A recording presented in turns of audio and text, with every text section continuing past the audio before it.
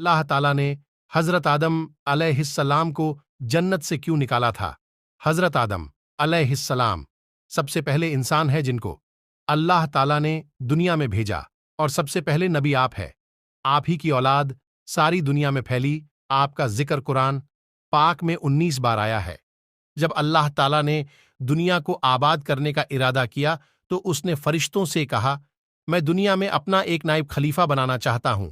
فرشتوں نے کہا، اے اللہ، تو دنیا میں ایسے شخص کو نائب بنانا چاہتا ہے جو خرابیاں کر کے اور خون کرتا پھرے۔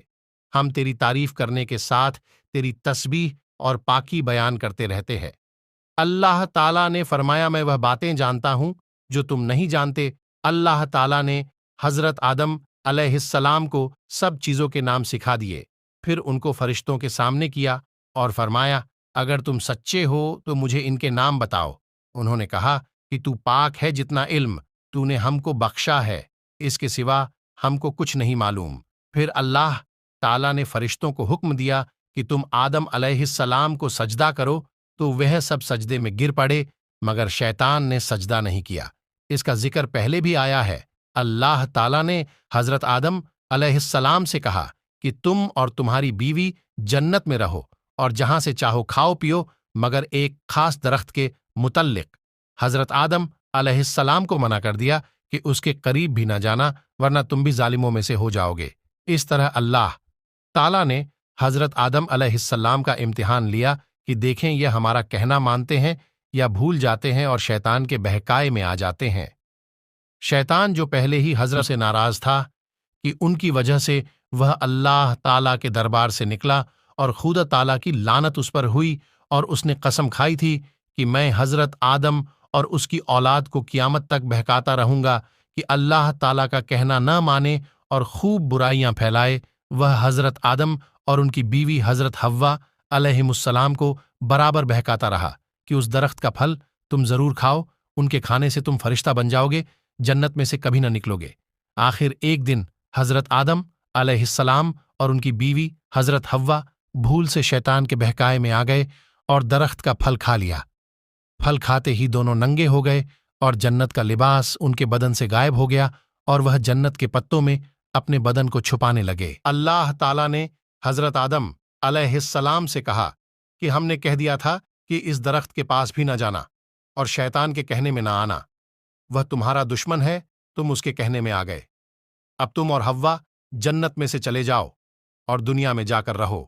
حضرت آدم علیہ السلام کو جنت سے نکلنے اور شیطان کے بہکائے میں آنے کا بہت رنج ہوا، اور بہت عرصہ تک اللہ تعالیٰ سے معافی مانگتے رہے اور روتے رہے کہ اللہ تعالیٰ مجھے معاف کر دے۔ آخر اللہ تعالیٰ کو رحم آیا اور حضرت آدم علیہ السلام کو یہ دعا سکھائی کہ اے ہمارے رب، ہم نے اپنے اوپر بڑا ظلم کیا، اور تو ہم پر رحم نہیں کرے گا تو ہم بڑا نقصان اٹھانے والوں میں سے ہو جائیں گے۔ حضرت آدم علیہ السلام نے یہ دعا بہت گڑ گڑا کر مانگی، اور اللہ تعالیٰ تو بہت رحم کرنے والے ہیں۔